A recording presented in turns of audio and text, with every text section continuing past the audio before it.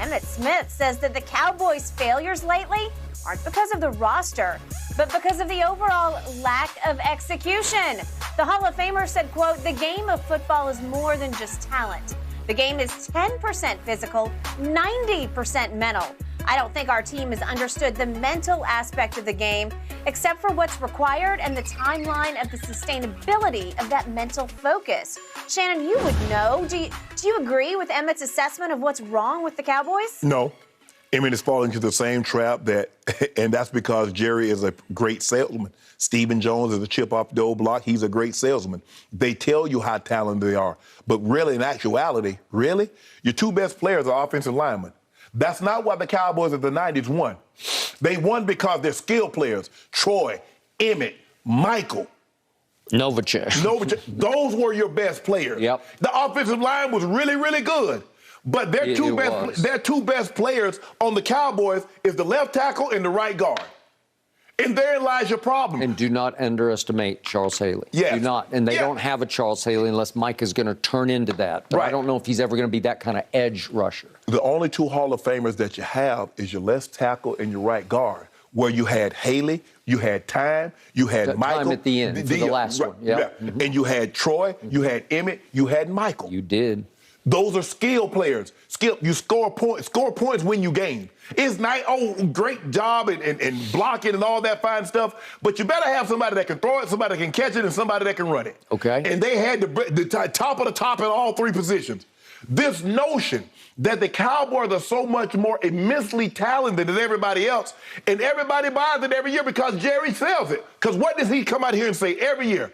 This is as talented as a team that we've had since those championship teams of the 90s. Correct. Stephen co-signs it. Mm-hmm. And the fans eat it up. You heard what Jerry said. We got that Super Bowl talent. No, you don't. No, you don't. Skip, you're in a bad division. Every time, what they've made a living off of beating bad teams. And when they come up against teams that's equal to their level or better, what do? That's why they haven't gone that far in the playoffs. Because when they come up with a team that doesn't feel that the star or you're not supremely better than, you get beat every single year, 25 years. So you mean to tell me you've accumulated all this talent over 25 years and you have yet to advance to a championship game? You should be able to do that just by accident. Okay. If you're as talented as what you think you are, just by accident. And you gotten where? The divisional round, and that's it. You won, 3-4 playoff games since you last won that Super Bowl. And when they sat down for this Q&A, he said, Emmitt, you can be honest now. The honest answer is Jerry.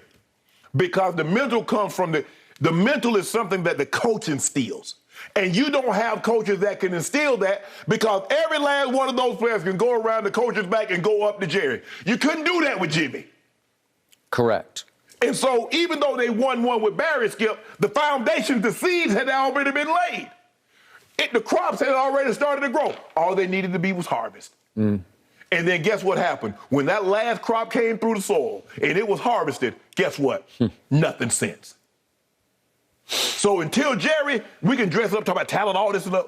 Until Jerry steps back, look at all the other owners that's been getting trophies. I didn't even know Stan Kroenke could talk. I didn't even know what he looked like.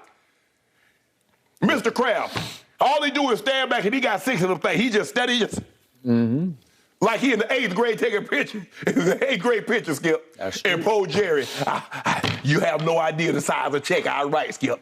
For one of these things, you have, my fatality. He's always talking about his mortality here, Skip. Yes. Okay, my turn. Lifelong diehard Cowboy fan. I got a two-pronged attack at this, at what Emmitt said. To your first and last point, the Jerry point.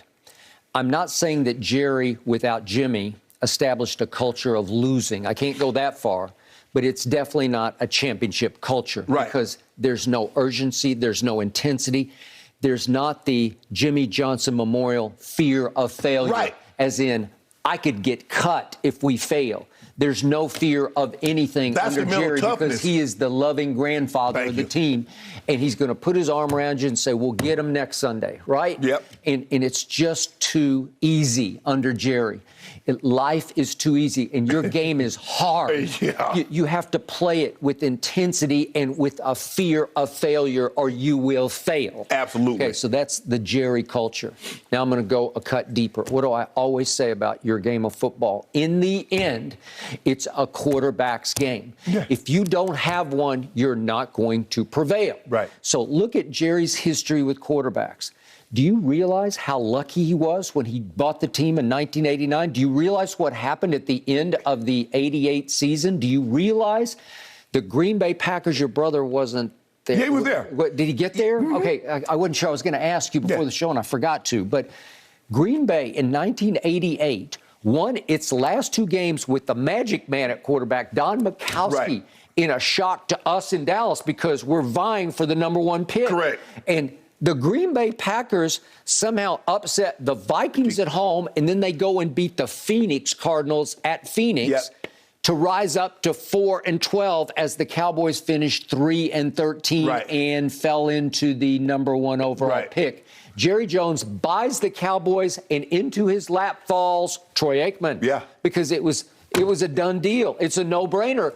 That kid at UCLA who started at Oklahoma, well, he's clearly the best. Jimmy went and worked him out, and he's throwing against the wind, throwing rockets. And Jimmy's like, okay. Jimmy didn't love him in the very beginning, but it was okay because it was going to work out. Well, because you had Troy and nobody else had Troy. Yeah.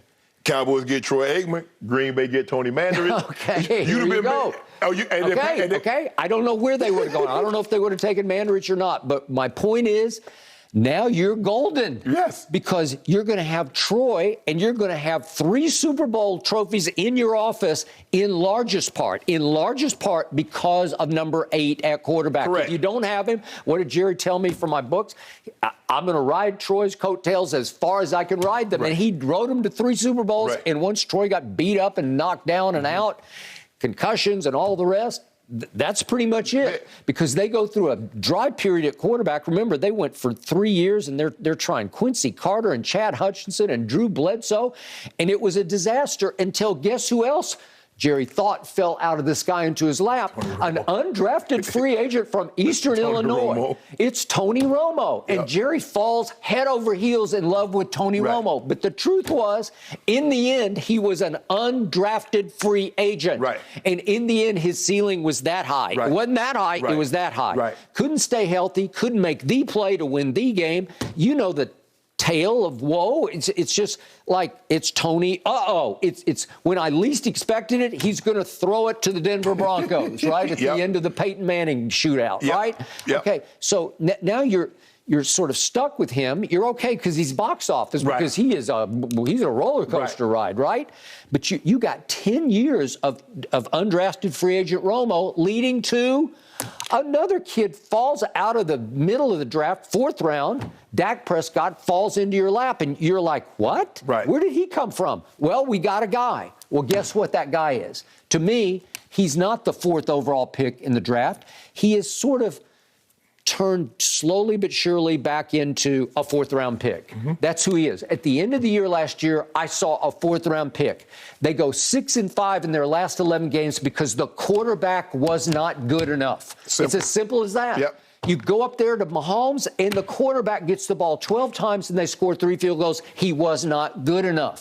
I can give you game after game after game leading to San Francisco. He got off to a shaky start. He closed well. He always closes hard and strong. But it's usually too little, too late. How many times have we seen that? True. Okay? So in the end, I'm afraid he's much closer to 4th rounder than 4th overall pick. So look what Jerry's had at quarterback. Aikman falls out of the sky into his lap because Green Bay wins its last 2 games. Then Romo comes from nowhere, Eastern Illinois, and you got him for 10 years. And now you've had Dak for whatever. 5 or 6 years. 2016 was his first year. 2016, okay? And you just paid him $75 million in the first year of his deal to give you a 6-5 finish and a home playoff loss. Okay?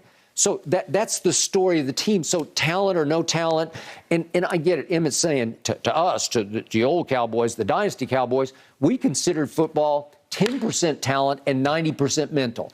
Well, I can't. Y'all was loaded. Okay, your whole offensive line was in the Pro Bowl along with you, Emmitt, along with you and Troy and Mike. And especially in Barry Switzer's breakthrough Super Bowl year. Yes. You got time. You got Neon Deion. Yes. You got Deion Sanders. You got the greatest cornerback by far ever. And he puts you back over the top, but it's just sheer talent. Yes. That team, to me, is a troubled team. It won in spite of itself. It won because it was so blessed everywhere with talent. That defensive line was unbelievable. You had Darren Woodson, who was a Pro Bowl player, who's probably going to make the Hall in the next year or two. I hope so. And the offensive talent, Skip, the whole offensive line was going to the Pro Bowl along with Emmitt, Troy, and Michael. And Deion's catching passes. And Deion, and you got Haley.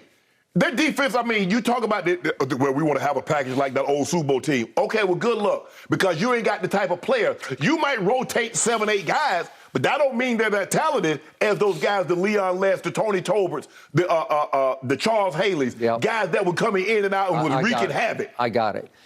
I do understand that it is a lot, if you want to go 50-50, physical, mental. Yes. I get the 50% because Jimmy had taught that team an edge that it took into the Switzer a couple, 3 years. Yes. Well, the second year they broke through. They almost broke through the first year. Right. I'm a Barry Switzer fan. He did a great job of just keeping that team in line, sort of keeping it moving forward. He wasn't Jimmy in his approach. It was Bruce Arians up against Bill Belichick in the way he approached practice. Correct. But still, the talent it reigned supreme. It was already there. Okay.